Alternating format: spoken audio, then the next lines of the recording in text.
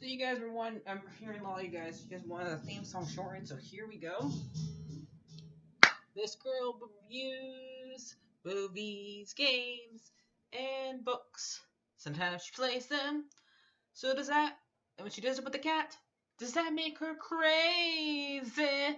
Does that make her crazy? Probably. So, it's shorter. There you go. Crazy Cat Lady Gamer Reviewer or Martha Butler does not own any trailers or pictures. I use them under fair use, educational, for education and entertainment purpose. Before we get to this review of this episode of Loki, I want to do a remembrance of Richard Donner, the director of The Goonies, the first two Superman movies, and plenty of more movies out there. He passed away earlier this week.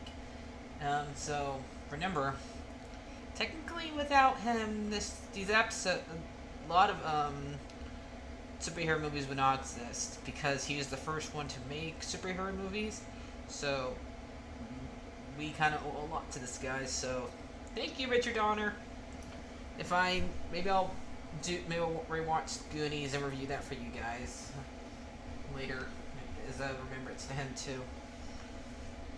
But anyway, so today we are doing the review of Loki, episode 5. We got one episode left after this, guys.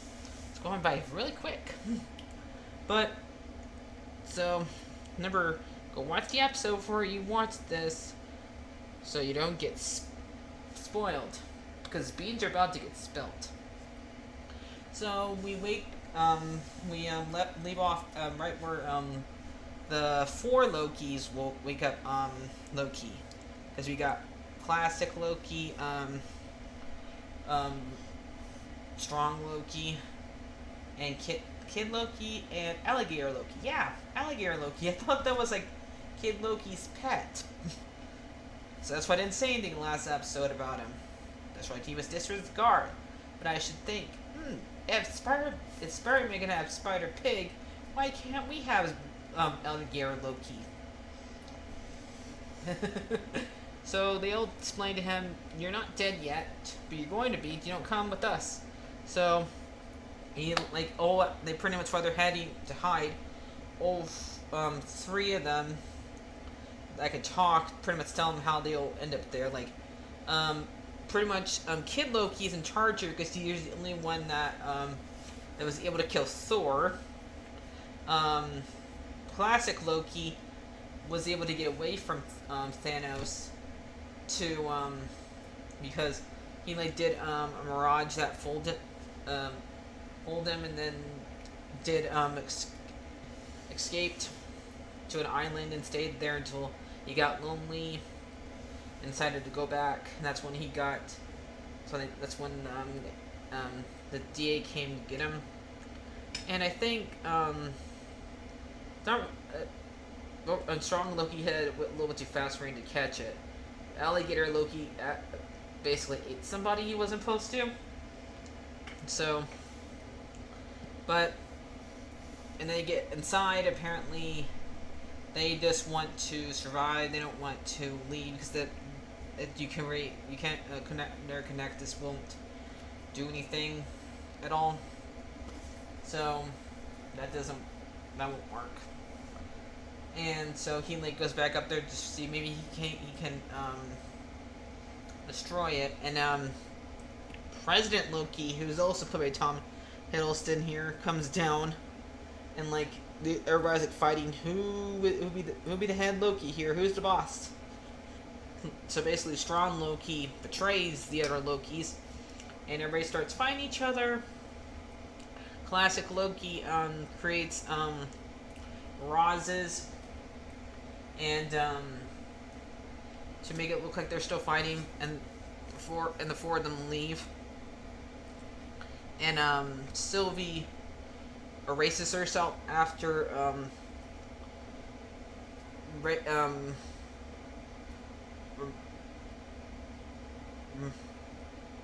Ray, Ramona, Ray, Scanner, whatever her name is, use Miss Minutes to stall. How dare you use Miss Minutes to stall? She's innocent. Don't use a little cartoon character to stall. Let's go. Let's find this file. How to find a gun. Uh, can't find the file yet. And then she ends up bracing herself to find Loki, since she find out that it doesn't kill anybody. They just send somewhere where they eventually do die by this thing that looks a lot like the smoke monster from Lost. Except where it has a head. But it's smoke, except this time it's purple. So, and it's called like Anton. So, and when Sylvie goes there, she gets an idea to enchant this thing, and she runs along Mobius, who, yay, he's still alive. Well, you used to figure if once we find out Loki's alive at the end of the last episode, that means he's still alive. So the only thing that makes sense. And now Mobius is mad that his whole entire reason for existing for the past couple of years was nothing really, because he's just been helping out the wrong people. So he wants to burn down the TVA. Good on you. So she tells him her plan about enchanting it, and so they bump into the other Lokis on the way to enchant the darn thing, and we see like a whole bunch of Easter eggs here. We see like Thor's hammer. We see the Avengers Tower in the background. We see a helicopter that apparently has Thanos' name on it. And we also see while we're like going down to the tunnel, we also see Thor as a frog. So there's a lot of Easter eggs for you guys. And apparently this episode is named after the first comic books that that Loki and Thor were made in. So that's pretty cool. So, yep. When you shoot into a place that's basically a dumpster, keep your eyes open for Easter eggs. Because this place, basically, that's what it is. Where you get thrown into the end of time, and a lot of people, and there's trash everywhere. So, yeah. So some of that trash may be Easter eggs, and some of them are. So, they decided to go and fight, and so Sylvie has Ray Slayer's time thing, and she ends up giving it to Mobius so he can get back to the TVA and burn it down. Kid Loki and Alligator Loki and Classic Loki stay, because I guess this is their home, which makes no sense. They want both and we find out maybe Alligator Loki's lying because Mobius doesn't remember him at all. So I don't know, maybe he's just an alligator. We don't know, but it's funny still. And the fact that I like Sylvie's reaction to this, where Loki's introducing these other characters to them, like us as a kid, us the future us as an alligator, and Loki's best not to question it. Yeah, the best parts of this episode came from Alligator Loki. How did he fight the president one? He bit his hand off. So, yeah. Get an alligator for a pet, guys. So, while they're trying to get to, so, Razor Slayer asks, Hunter, what did Sylvie tell her, basically, and, she just helped her, basically get back her, what's in for you. This really helped her because she helped me remember who I was.